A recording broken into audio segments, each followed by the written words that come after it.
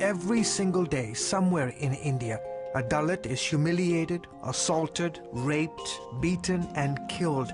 Considered outcasts, not even worthy to be in the caste system. The vast majority of them are poor, illiterate, and survive on less than $2 a day. It was into this dark side of Indian society that Matthew Cork stepped in and came face to face with the plight of India's Dalits. Thank God brought me to India to break me. Cork is lead pastor of Friends Church in Yorba Linda, California. In 2007, on his first trip to India, he saw up close the challenges millions of Dalits endure. I think when I saw that they were considered untouchables, considered less than an animal, I looked at myself, I looked at my own children, and I said, how could anyone ever be treated that way? He returned to the United States broken by Dalit sufferings, yet emboldened by a call from God to try to help change their destiny. And we believe that our job is to be the catalyst church in the West to free the Dalits in our generation. His main partner in India is this man, Dr. Joseph D'Souza. A temple prostitute. For some 30 years, Dr. D'Souza has worked on behalf of the marginalized and oppressed in India. Today, around the world, there are more slaves than even during the time of Wilberforce. Modern slavery is a huge problem. India is the epicenter of this problem. Dr. D'Souza told Pastor Cork that education was the key to ending modern-day slavery in India. In 2002, D'Souza started Dalit Freedom Network with the goal of building 1,000 schools for Dalit children. Pastor Cork wanted to build schools after seeing how access to education can change the life of a Dalit. Because you see, if you can educate them and they can begin to understand why they might be in poverty, if they begin to understand their plight, if they begin to see that they are created in the image of God and there is opportunity, and an English education brings them that opportunity that they would have never been afforded to them. The first Good Shepherd School opened in 1998. Today, there are 107 schools across India, 42 funded by Friends Church. And the children attending these schools get more than just an English education.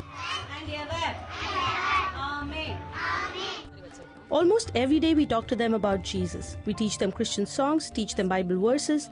We want the kids to know who Jesus Christ is and give them an opportunity to experience the love of God. High five, buddy. Here we go. The excitement and the opportunity to get an education for so many of these young Dalit children. They can't afford to go to school. Yes, sir. And so Good Shepherd provides them, and in essence doesn't charge parents a lot of money. It's a fraction. And so these kids can go to school. Friends Church has committed $20 million to build 200 schools across India.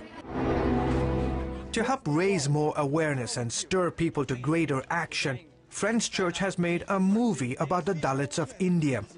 The film is called Not Today. It's a story about a rich young American from Orange County, California.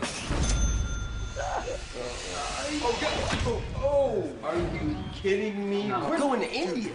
Who goes partying halfway around the world with friends. India. Where the ladies at? Let's get some action tonight.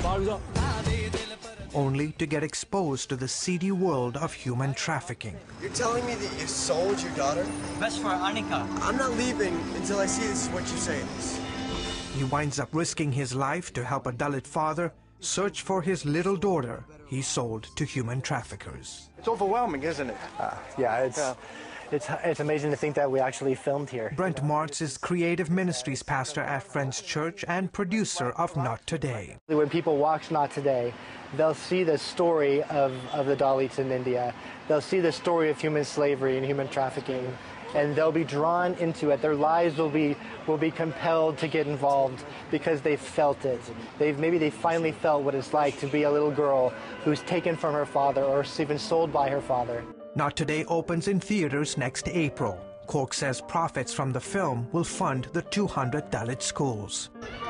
Cork admits breaking the caste system will take lots of prayer, but Friends Church and Dalit Freedom Network are in it for the long haul, determined to be the catalyst that helps free India's Dalits. And we're creating an eternal legacy where I know when I get to heaven, there's going to be thousands of Dalits there.